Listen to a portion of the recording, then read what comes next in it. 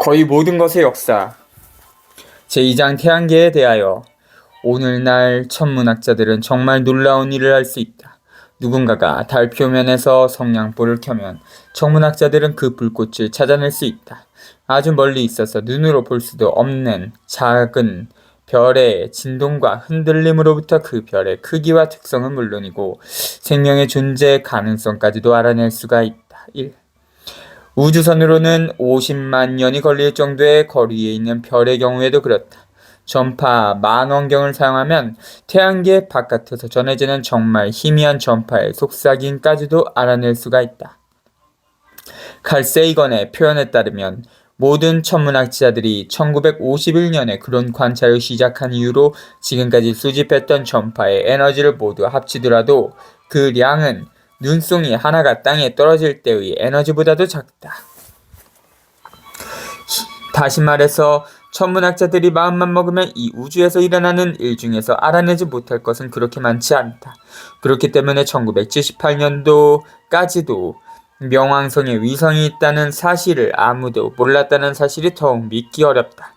그해 여름에 애리조나주의 플래그 스태프에 있는 미군 해군 천문대에 근무하던 제임스 크리스트라는 젊은 천문학자가 평소처럼 명왕성의 사진을 점검하던 중에 틀림없이 명왕성은 아닌 무엇인가 흐릿하고 불확실한 것이 있다는 사실을 알아차렸다. 로버트 해링턴이라는 동료와 상의한 그는 그것이 명왕성의 위성이라고 확신하게 됐다. 그런데 그것은 보통의 위성이 아니었다. 명왕성과의 상대적인 크기로 볼 때 그 위성은 태양계에서 가장 큰 위성이었다. 당시에는 명왕성의 전체도 밝혀내지 못하고 있었기 때문에 그런 발견은 충격적이었다. 그 전에는 명왕성과 그 위성이 차지하고 있는 공간 전부를 명왕성이라고 생각했기 때문에 그런 발견은 명왕성이 사람들이 생각했던 것보다 훨씬 작다는 뜻이었다. 사실 가장 작은 행성이라고 여겼던 수성보다도 더 작았다. 실제로 태양계에는 우리의 달을 포함해서 명왕성보다 큰 위성이 7개나 된다. 그렇다면 우리의 태양계에 존재하는 위성을 발견하기까지 왜 그렇게 오랜 시간이 걸렸는가라는 의문이 떠오르는 것은 당연하다. 그 이유는 천문학자들이 망원경으로 어디를 보고 있었고 그들이 사용했던 망원경이 무엇을 찾기 위한 것이었으며 그리고 그것이 우연히도 명왕성이었다는 사실과 관련이 있다.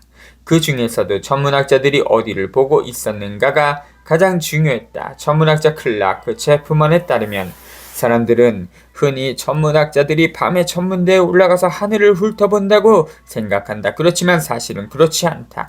전 세계에 있는 대부분의 망원경들은 하늘의 극히 작은 부분에서 중성을 발견하거나 블랙홀을 찾아내거나 멀리 떨어진 은하를 살펴보도록 설치되어 있다. 정말 하늘을 훑어보는 망원경 네트워크는 군사 목적으로 설계되어 설치된 것뿐이다. 그동안 화가들의 그림 때문에 실제 천문학에서 존재하지도 않을 정도로 깨끗한 영상을 상상하게 됐다.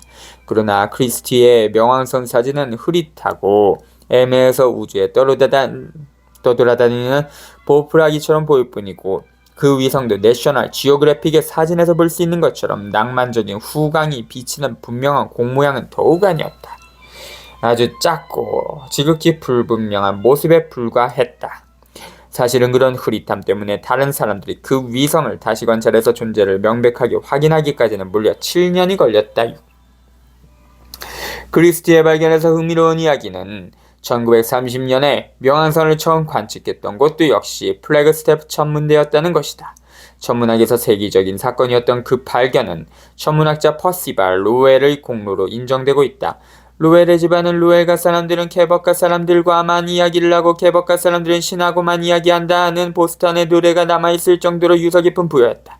로웰은 자신의 이름을 붙여진 유명한 천문대를 세울 기금을 내기도 했지만 화성인들이 화성 표면에 운하를 건설했다는 주장으로 더 유명했다. 부지런한 화성인들이 화성의 극지방에서 건조하지만 생산성이 더 높은 적도 지역으로 물을 끌어오기 위하여 운하를 건설했다는 것이었다. 또한 루엘은 해왕성 바깥의 어느 곳에 9번째 행성이 존재한다고 굳게 믿고 그것을 행성 X라고 불렀다. 루엘은 자신이 관찰했던 천왕성과 해왕성의 공전 궤도가 불규칙하다는 사실을 근거로 그런 주장을 했고 말년에는 그 거대한 가스덩어리를 찾아내려고 무척 애를 썼다. 불행하게도 루엘은 1916년에 갑자기 사망해버렸다. 아마도 행성 X를 찾으려고 무리를 했던 것도 원인이 됐을 것이다. 그가 사망한 후에는 후손들 사이에 재산 다툼이 일어나면서 행성을 찾으려는 노력은 완전히 중단됐다. 다행스럽게도 1929년에 루엘 천문대의 관리자들이 다시 행성 X를 찾아보기로 하고 캔자스 출신의 클라이드 톰보라는 젊은이를 고용했다. 사실은 이미 상당히 부끄러운 이야기가 되어버린 화성의 운하에 대한 소문을 잠재우기 위한 방안이었을 것이다.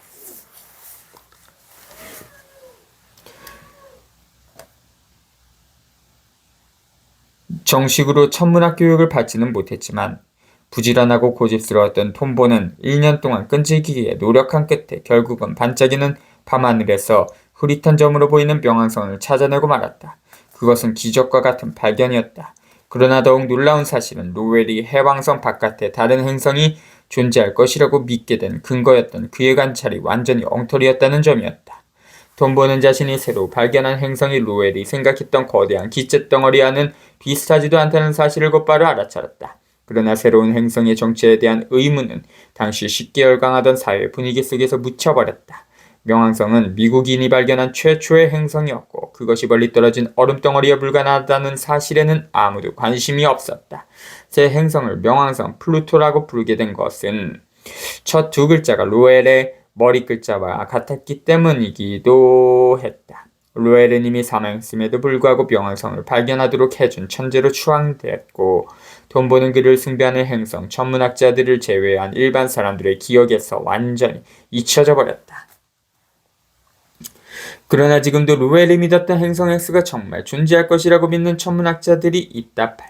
목성이 10배나 될 정도로 거대하지만 너무 멀리 있어서 우리 눈에는 보이지 않을 뿐이라고 믿고 있다. 태양에서 도달하는 빛의 양이 워낙 적기 때문에 반사되는 빛도 거의 없을 것이다. 너무 멀리 있기 때문에 목성이나 토성과 같은 보통의 행성은 아닐 것이라고 생각된다. 7조 2,000km나 떨어져 있고 태양과 비슷하지만 태양처럼 불타지는 않는 상태일 것이라고 짐작하고 있다.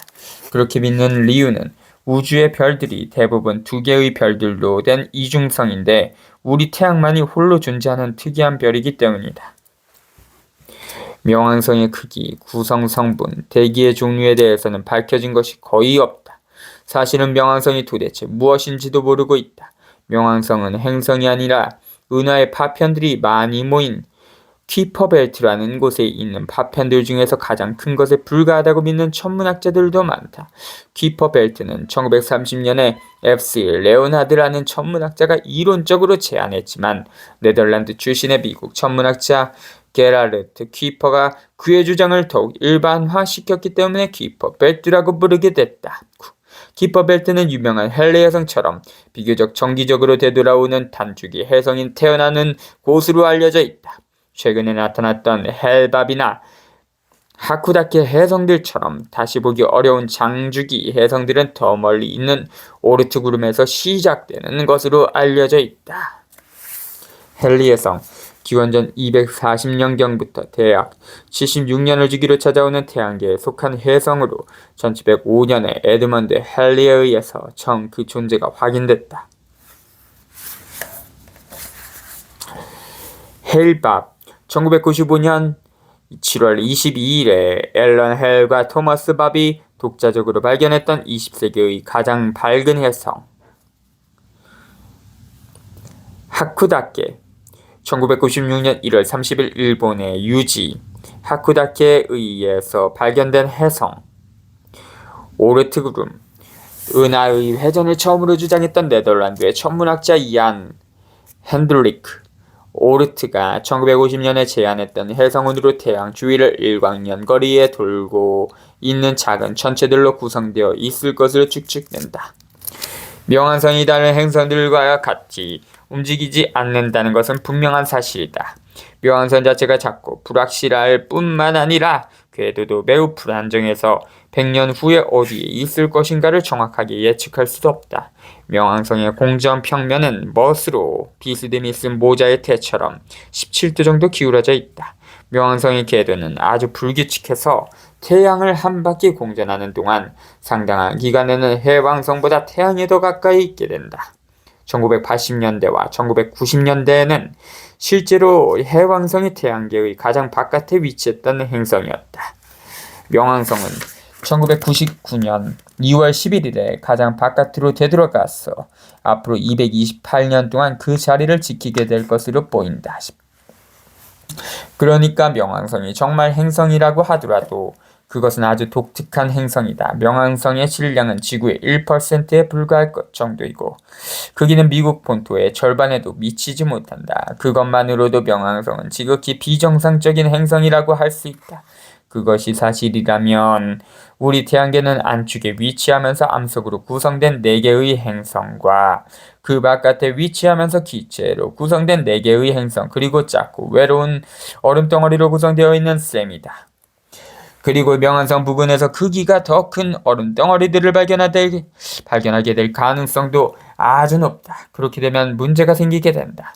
크리스티가 명왕성의 위성을 발견한 이후로 천문학자들은 그 주위를 더욱 자세하게 살펴보기 시작했고 그 결과 2002년 12월 초까지 해왕성 바깥에서 600개가 넘는 천체들을 발견하게 됐다. 그 천체들을 소명왕성 플루티누스이라고 부르기도 한다. 그 중에서 바루나라는 이름이 붙여진 천체는 명왕성의 위성 정도의 크기를 가지고 있다. 오늘날 천문학자들은 그런 천체가 수십억 개가 될 것이라고 믿고 있다. 문제는 그런 천체들의 대부분이 관찰하기가 몹시 어렵다는 것이다. 그 천체들의 알베도, 판사도는 석탄 덩어리와 비슷한 4% 정도에 불과하다. 64억 킬로미터나 떨어진 곳에 있는 그런 검은 덩어리를 찾아내는 일이 쉽지 않은 것은 당연하다시피. 태양계는 도대체 얼마나 클까? 상상을 넘어선다. 우주는 그야말로 거대하다. 정말 거대하다. 단순한 재밌거리로 우주선을 타고 여행하는 경우를 생각해보자. 물론 우리는 그렇게 멀리 가진 못한다. 겨우 태양계의 가장자리 정도까지 갈 수는 있겠지만 우주 공간이 얼마나 크고 우리가 차지하고 있는 공간이 얼마나 작은가를 이해하기 위해서는 도움이 필요하다. 내가 걱정하는 나쁜 소식은 우리가 저녁 식사 시간에 맞추어 돌아오지 못할 것이라는 사실이다. 명왕성에 도착하려면 빛의 속도로 가더라도 7시간이 걸린다. 물론 우리가 명왕성으로 가는 속도는 빛의 속도와 비슷할 수도 없다. 그래서 우리가 타고 갈 우주선은 비교할 수도 없을 정도로 느리다. 인간이 만든 우주선 중에서 가장 빠른 것은 시속 56,000km 정도로 날아갔던 보이저 1호와 보이저 2호였다 싶습니다. 보이저는 목성형 행성인 목성, 토성, 천왕성, 해왕성이 한 줄로 늘어섰던 1977년 8월과 9월에 발사됐다. 그런 일은 175년에 한 번밖에 생기지 않는다. 그렇게 되면 두 보이저 우주선은 거대한 기체덩어리 행성들이 채찍질을 할 때처럼 우주선을 다음 행성 쪽으로 던져주는 중력 가속 효과를 이용할 수 있게 된다. 그런 도움까지 받은 보이저가 천왕성에 도달하기까지는 9년이 걸렸고 명왕성의 궤도에 도달하기까지는 12년이 걸렸다. 나사의 뉴 호라이즌 우주선이 명왕성을 향해 발사될 예정인 2006년 1월이 되면 목성형 행성들이 다시 비교적 유리한 모양으로 늘어서게 되고 그동안의 기술 발달 덕분에 이번에는 10년 정도의 명왕성에 도달하게 될 것이다. 다시 지구로 돌아오는 데에는 조금 더 오랜 시간이 걸릴 수도 있을 것이다. 아주 긴 여행이 될 것은 틀림이 없다. 이제 우주 공간이 그 구조는 비교적 잘 밝혀졌음에도 불구하고 불쾌할 정도로 평온하다는 사실을 깨달았을 것이다. 몇 조 킬로미터 이내의 공간 안에서는 우리의 태양계가 가장 활발한 곳이다. 그러나 그 속에 있는 태양, 행성과 그 위성들, 수십억 개의 암석 덩어리로 채워진 소행성 벨트, 해성, 또 돌아다니는 다양한 파편들을 모으더라도 그 공간의 10조분의 1도 채울 수가 없다 싶사. 그리고 지금까지 보았던 모든 태양계의 지도에서 상대적인 크기들이 제대로 표시되어 있지 않다는 사실도 깨달았을 것이다. 교실에서 볼 수 있는 대부분의 그림에서는 행성들이 이웃에서 늘어서 있고 바깥쪽의 행성의 안쪽 행성의 그림자가 드리워져 있는 것처럼 보인다. 그렇지만 그것은 한 장의 종이 위에 모든 것을 그리기 위한 어쩔 수 없는 속임수에 불과하다. 해왕성은 목성 바로 뒤에 있는 것이 아니라 사실은 아주 멀리 떨어져 있다. 해왕성과 목성 사이의 거리는 목성과 지구 사이의 거리보다 5배나 멀고 해왕성에 도달하는 태양빛은 목성에 도달하는 태양빛의 3%에 불과하다. 실제로 상대적인 크기까지 고려해서 태양계를 그림으로 나타낼 수 있는 방법은 없다. 교과서의 여러 쪽을 펼칠 수 있는 면을 만들거나 폭이 넓은 포스터형 종이를 사용하더라도 도저히 불가능하다. 상대적 크기를 고려한 태양계 그림에서 지구를 파달 정도로 나타낸다면 목성은 300m 정도 떨어져 있어야만 하고 명왕성은 2.4km 정도 떨어져야만 하다. 더욱이 명왕성은 세균 정도의 크기로 표시되어야만 하기 때문에 눈으로 볼 수도 없다. 태양에서 가장 가까운 별인 프록시마 켄타우루스를 그린 그림에 나타내려면 16,000km 바깥에 표시되어야만 한다. 목성을 이 문장 끝에 있는 맞춤표 정도로 표시할 수 있도록 모든 것을 축소하면 명왕성은 분자 정도의 크기가 되어야 하지만 여전히 10m 떨어진 곳에 표시되어야만 한다. 그러니까 태양계의 크기는 정말 거대하다. 명왕성 정도의 거리에서 보면 우리에게 따뜻하고 포근하며 피부를 타게 만들어주고 생명을 주는 태양이 바늘머리 정도로 작게 보인다. 그런 태양은 그저 조금 밝은 별에 불과하게 보일 것이다. 그렇게 텅 빈 공간을 생각하면 명왕성의 위성과 같은 중요한 천체들이 최근까지도 관찰되지 않았던 리우를 쉽게 이해할 수 있을 것이다. 그런 면에서는 명왕성이 특별한 경우라고 할 수도 없다. 보이저 탐사가 이루어지기 전까지만 하더라도 해왕성은 2개의 위성이 가지고 있는 것으로 알고 있었다. 그런데 보이저 덕분에 6개의 위성이 새로 발견됐다. 내가 어렸을 때는 태양계에 30개의 위성이 있다고 배웠다. 오늘날 그 합은 적어도 90개이고 그 중에서 30개 정도는 지난 10년 동안에 발견됐다 싶어. 그러니까 우주 전체를 생각할 때는 우리 태양계에 대해서도 모르는 것이 많다는 사실을 기억해야만 한다. 우리가 명왕성을 스쳐 지나갈 때는 빠른 속도로 명왕성을 지나고 있다는 사실을 인식할 수가 있을 것이다. 여행 계획에 따르면 태양계의 가장자리에까지 도달한 것으로 되어 있지만 아직도 갈 길이 멀다. 교실의 그림에서는 명왕성이 마지막 천체이지만 실제로는 그것이 끝은 아니다. 사실은 끝에 가깝지도 않다. 태양계의 끝에 가려면 해성들이 떠도는 광활한 전체 공간이 오르트 구름을 지나야만 하는데 오르트 구름까지 가려면 대단히 미안하지만 1만 년을 더 여행해야만 한다 싶며 교실의 그림에서 태양계의 끝이라고 당당하게 표시한 것과는 달리 명왕성은 가장자리까지 거리의 5만 분의 1 정도에 불과한 거리에 있을 뿐이다.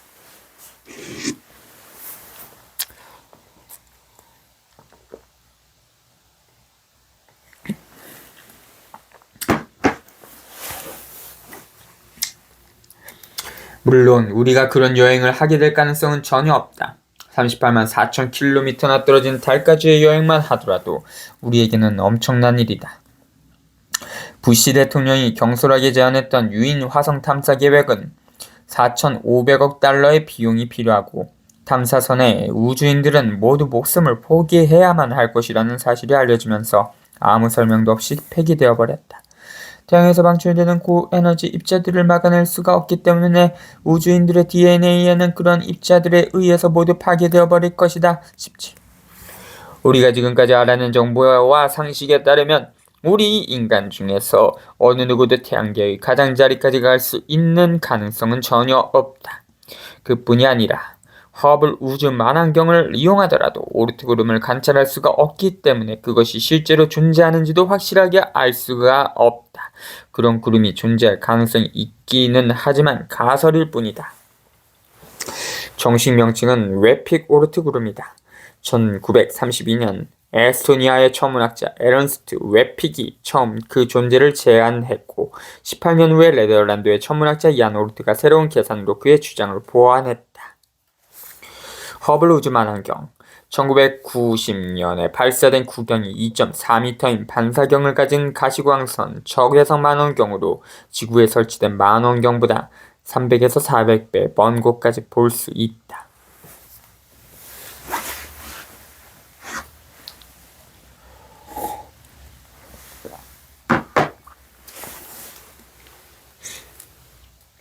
오르트 구름에 대해서 확실하게 말할 수 있는 것은 명왕성 너머의 어느 곳에서 시작되고 그 폭은 2광년 정도가 된다는 것이 전부다. 태양계에서 거리를 나타내는 기본 단위는 태양과 지구 사이의 거리에 해당하는 AU라고 표시하는 천문단위다. 명왕성은 지구로부터 40 AU 정도 떨어져 있고 오르트 구름의 중심부까지는 5만 AU가 된다. 간단히 말해서 굉장히 멀리 있는 셈이다. 태양과 지구의 거리 1억 4,960만 킬로미터. 그럼에도 불구하고 우리가 오르트 구름까지 갔다고 생각해보자. 무엇보다도 그곳이 얼마나 평화스러운가를 알게 될 것이다. 그곳은 모든 것으로부터 아주 멀리 떨어진 곳이다. 태양에서 너무 멀리 떨어진 그곳에서는 태양이 하늘에서 가장 밝은 별도 아니다. 그렇게 멀리 떨어진 작은 별이 오르트 구름에 흩어져 있는 혜성들을 붙들고 있기에 충분한 중력을 미치고 있다는 사실이 신기할 정도다. 물론 그 힘은 그렇게 강하지 않기 때문에 혜성들은 대략 시속 350km의 안정한 속도로 떠돌아다닌다 싶어. 가끔씩 그런 중력에 약간의 변화가 생기면 외로운 혜성들이 정상적인 궤도를 벗어나게 된다.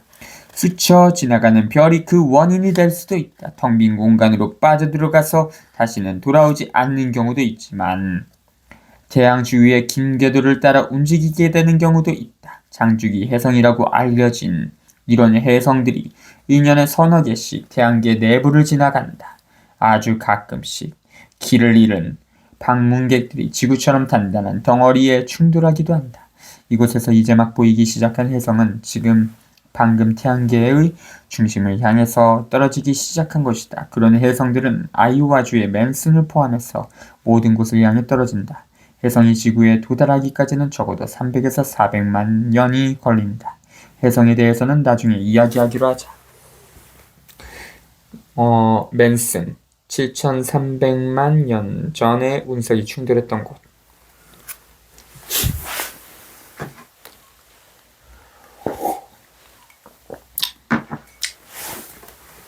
그것이 태양계이다. 그렇다면 태양계 너머에는 무엇이 있을까? 보기에 따라서 아무것도 없기도 하고 엄청나게 많은 것이 있기도 하다. 간단히 말하면 어느 것도 아니다. 사람이 만든 가장 완벽한 진공도 성간 공간만큼 비어있진 않다. 19. 무엇인가가 있는 곳에 도달할 때까지는 그렇게 텅 빈 공간이 엄청나게 펼쳐져 있다. 우주에서 우리에게 가까이 있는 별자리인 프록시마 켄타우루스 삼중성에서도 가장 가까운 알파 켄타우루스까지만 하더라도 4.3광년이나 된다. 천문학에서는 별거 다닌 거리이지만 달까지의 거리보다는 1억 배나 더 먼 셈이다. 우주선으로 그 별에 가려면 적어도 25,000년이 걸리고 그곳에 가더라도 여전히 광활하게 텅 빈 별무리 속에 있을 뿐이다. 다음에 있는 시리우스까지 가려면 다시 4.6광년을 더 가야만 한다. 우주를 가로질러 별들 사이를 건너뛰려면 그렇게 멀리 가야만 한다. 우리 은하의 중심에 도달하려면 우리가 존재했던 것보다 더 오랜 세월이 걸린다.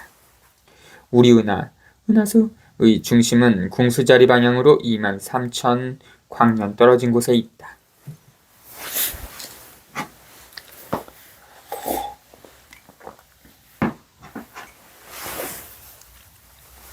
다시 말하지만 우주는 거대하다. 별들 사이의 평균 거리는 100만 킬로미터에 3천만 배나 된다. 21.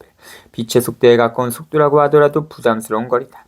물론 장난삼아 윌트셔의 밀밭에 자국을 남기거나 대낮에 애리조나의 외딴 길에서 픽업 트럭을 몰고 가는 불쌍한 청소년들을 놀라게 하는 외계인들은 수십억 킬로미터를 여행할 수 있겠지만 우리에게는 그런 일이 절대로 가능하지 않다. 그럼에도 불구하고 통계적으로 볼 때 어느 곳인가에 지능을 가진 생명체가 존재할 가능성은 있다. 우리 은하계에 몇 개의 별이 있는지는 아무도 모른다. 1,000억에서 4,000억 개에 이를 것이라고 짐작할 뿐이다. 그리고 우리의 은하는 (1400억 개) 정도일 것으로 짐작되는 은하들 중에 하나이고 그 중에는 우리 은하보다 더 큰 것도 많이 있다. 그런 엄청난 숫자에 매혹되었던 코넬 대학의 프랭크 드레이크가 1960년대 우주에 고등생물이 존재할 가능성을 추정하는 유명한 식을 만들었다.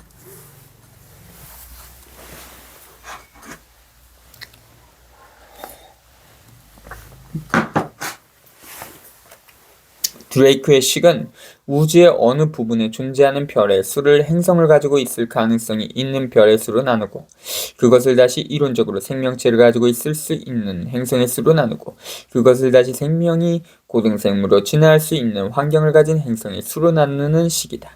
나누기를 할 때마다 숫자는 빠른 속도로 줄어들지만 아무리 보수적인 숫자를 쓰더라도 우리 은하계에 존재할 수 있는 고등 문명의 수는 몇백만이라는 결과를 얻게 된다. 얼마나 재미있고 신나는 생각인가. 우리는 그 수백만의 문명들 중에 하나에 불과할 수도 있다. 불행하게도 우주의 공간이 너무 커서 그 문명들 사이의 평균 거리는 적어도 200광년이나 된다. 생각보다 엄청나게 먼 거리이다. 만약 외계인들이 우리가 이곳에 있다는 사실을 알 수 있고 망원경으로 우리를 볼 수 있다고 하더라도 그들이 보는 빛은 200년 전에 우리 지구를 떠난 것이다. 그러니까 그들은 지금 우리를 보고 있는 것이 아니다. 그들이 보고 있는 것은 프랑스 혁명가 토머스 제퍼슨 그리고 실크 양말을 신고 분을 바른 가발을 쓴 사람들일 것이다. 그 사람들은 원자가 무엇이고 유전자가 무엇인지도 모르고 호박을 털조각에 문질러서 생기는 전기가 신기하다고 생각했었다. 그들이 외계인들에게 보낸 편지는 옛날식으로 누구누구 전 상서로 시작하고 우리 말이 얼마나 잘생겼고 고래기름이 얼마나 좋은가에 대해서 감탄하는 내용이 담겨있을 것이다. 의백강년이라는 거리는 우리가 상상도 하지 못할 만큼 먼 거리이다.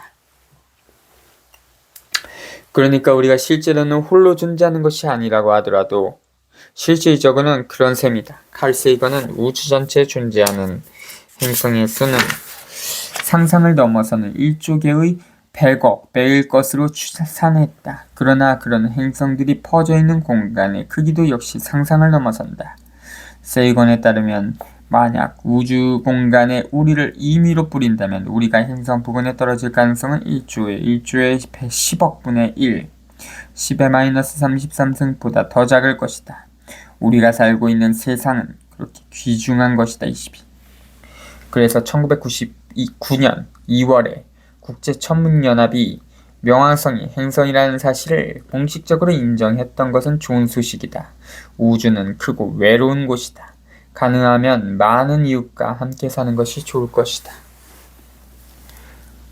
18.